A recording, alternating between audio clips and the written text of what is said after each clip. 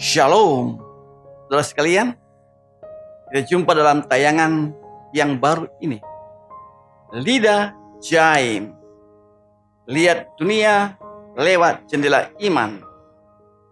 Kita melihat peristiwa-peristiwa dunia atau peristiwa dalam dunia ini dikomentari dari sudut iman Katolik.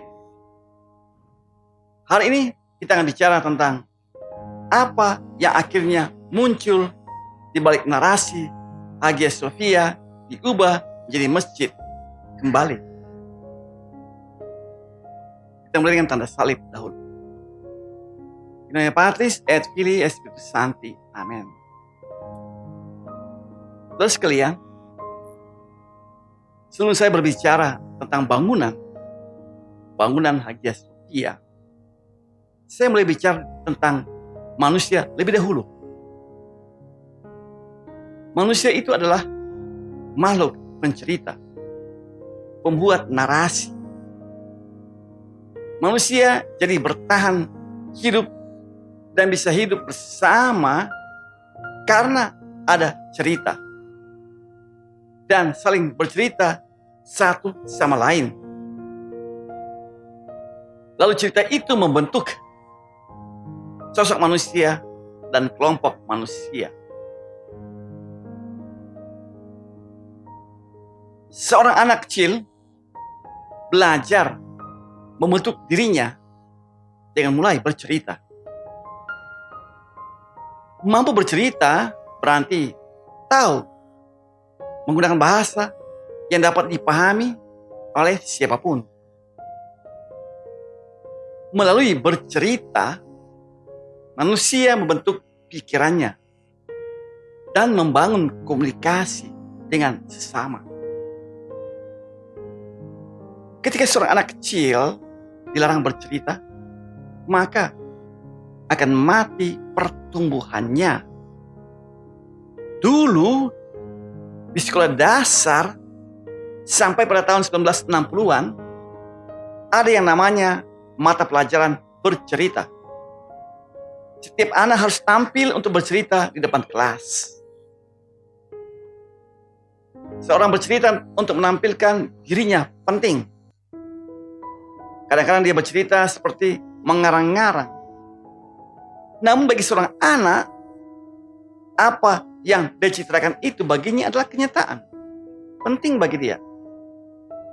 Dan bila kita mengejeknya, menertawakan ceritanya, maka anak itu akan hancur kepribadiannya.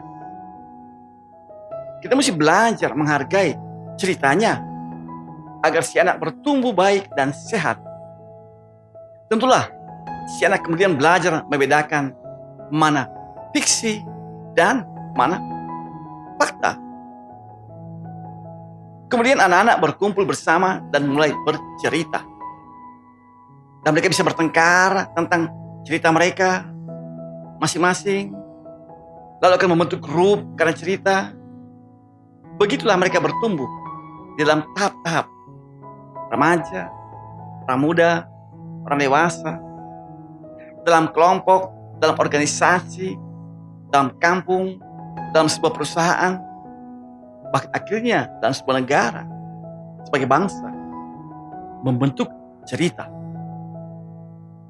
Begitu kita bisa baca dalam bukunya, umpamanya Yuval Noah Harari, dalam buku Homo Deus, tentang storytelling dan storyteller, pencerita.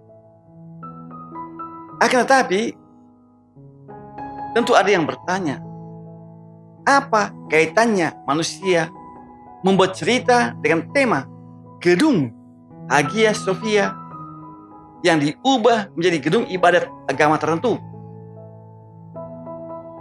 Di dalam sejarah yang bisa kita temukan di Google,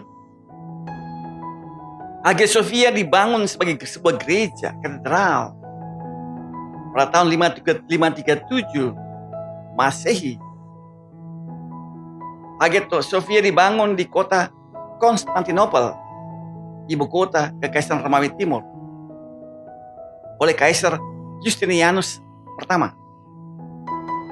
Hagia Sophia dipakai sebagai gereja selama hampir 1000 tahun.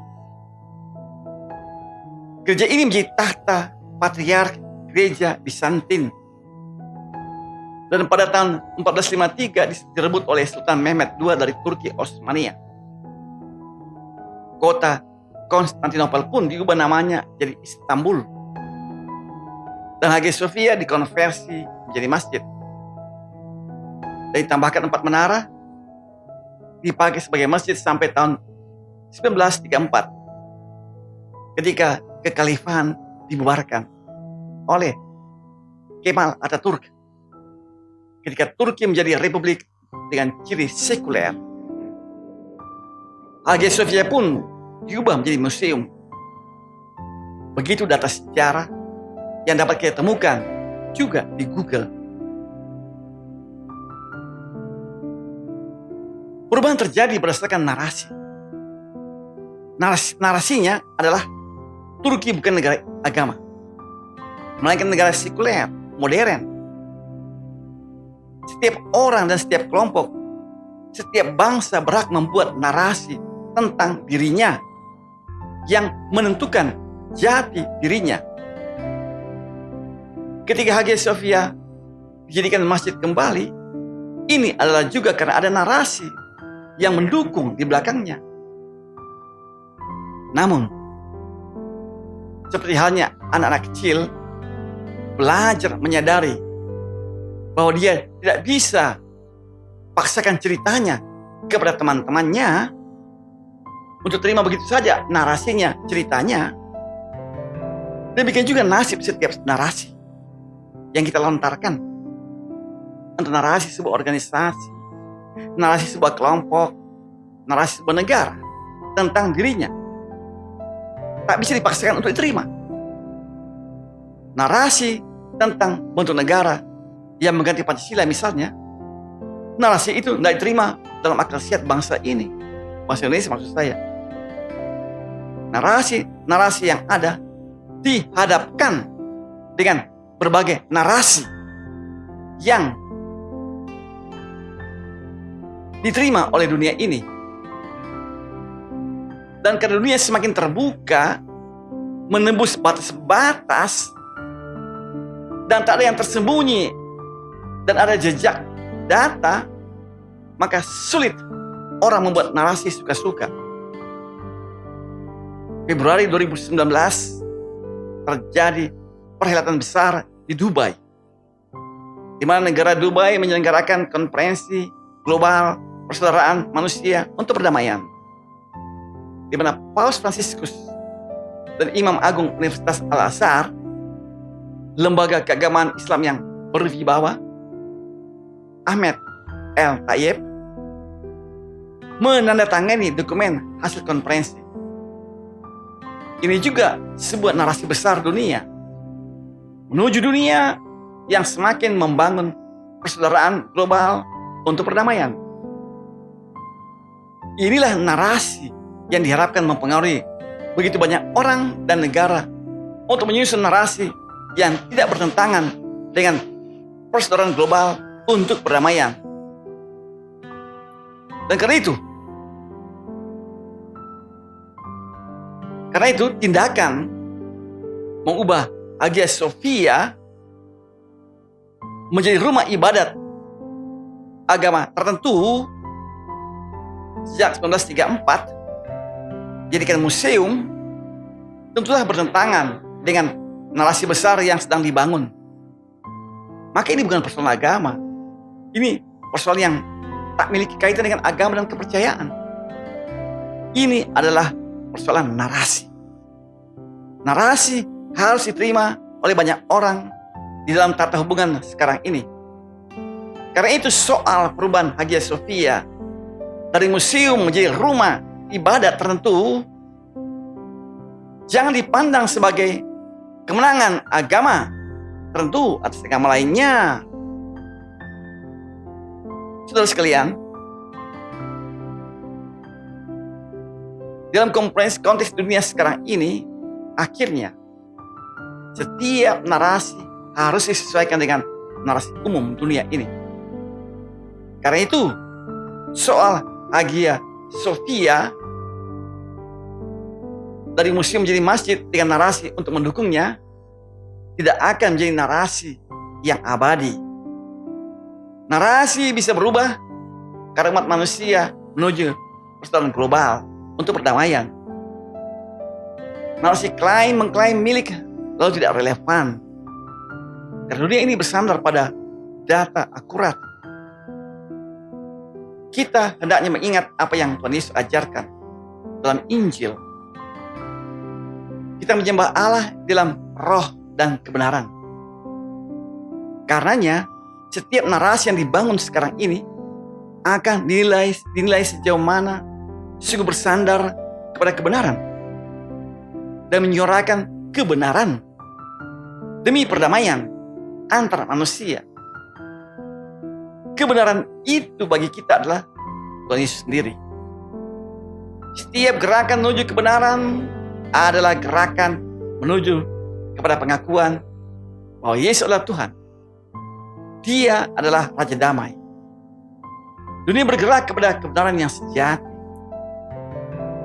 Yesus adalah Sang Kebenaran, adalah pemilik semesta ini. Lantas, untuk apa terpengaruh dengan narasi Hagia Sophia menjadi masjid? Hagia Sophia berarti kebijaksanaan suci. Kebijaksanaan suci adalah gelar lain untuk Yesus. Orang beribadah dalam roh dan kebenaran. Kebijaksanaan suci itu adalah Sang Kebenaran itu sendiri. Tanpa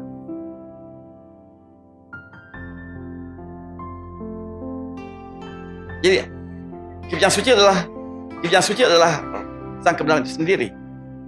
Maka tanpa disadari, orang-orang semua berdoa dalam Yesus. Kuasa Yesus menyentuh siapapun karena Dia berkuasa. Orang berdoa untuk temukan kebenaran dan mengalami kebijaksanaan. Akhirnya, di balik narasi tiubannya Hagia Sophia kembali menjadi rumah ibadat agama tertentu, tetaplah yang muncul pengakuan Yesus adalah Tuhan. Dia adalah kebenaran itu sendiri.